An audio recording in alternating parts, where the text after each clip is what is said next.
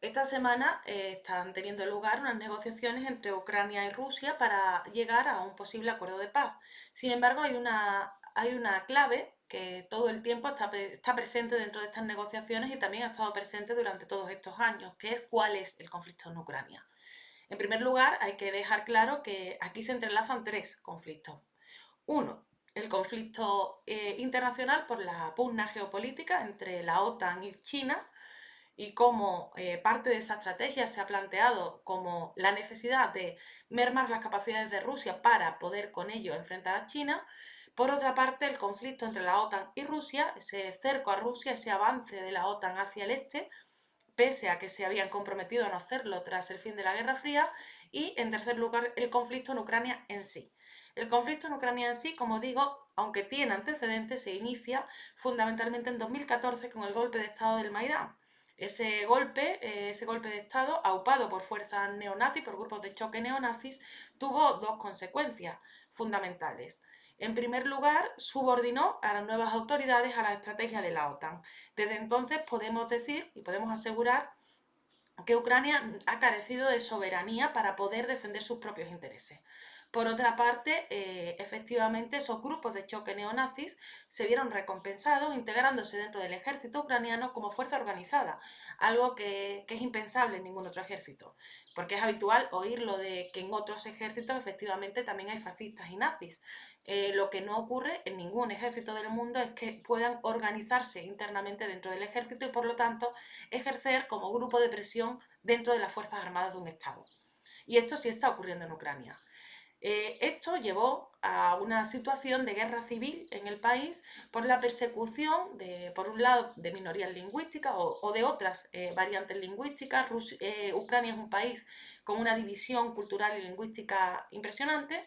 Y por otra parte también a otros elementos. La subordinación, por ejemplo, de los intereses ucranianos ha llevado a la venta de las famosas tierras ucranianas a grandes fondos de inversión e incluso a la persecución política de quien simplemente criticaba esto, como ocurre con el caso de los hermanos Kononovich, militantes del Partido Comunista y que están actualmente en prisión domiciliaria precisamente por denunciar este expolio de las tierras ucranianas. Igualmente, también se ha perseguido a todo el que se ha considerado prorruso. ¿Eso qué significa?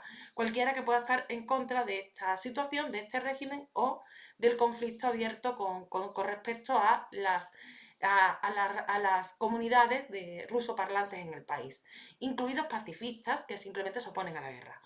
Estamos hablando de un país donde se carece de todo principios democráticos y que actualmente también carece de total soberanía, puesto que está subordinado a esos intereses estratégicos que mencionaba inicialmente. Acabar con Rusia para poder acabar con China y cercar a Rusia porque puede ser potencialmente una amenaza. ¿Cuándo Rusia no era una amenaza? Pues en la época de Yeltsin, que era básicamente un estado destruido. En ese sentido es importante, y creo que para esto hago este vídeo, determinar cuál es el origen, no el origen, sino cuál es el conflicto en Ucrania, para poder también entender por qué esas negociaciones tienen los pies de barro. Y esas negociaciones tienen los pies de barro porque nadie está mirando por los intereses de Ucrania. ¿Cuáles serían los intereses de Ucrania?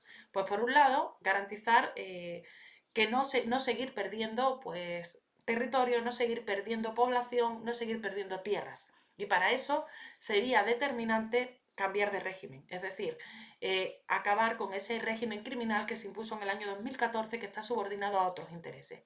Y por otra parte, también sería fundamental en ese sentido garantizar la neutralidad de Ucrania. ¿Por qué esto es positivo para Ucrania? No estoy hablando de Rusia, hablo de Ucrania.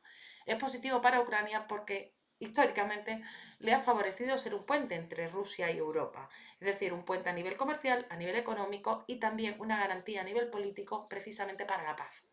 En ese sentido, ojalá en las negociaciones hubiese alguien que se preocupase realmente por los ucranianos.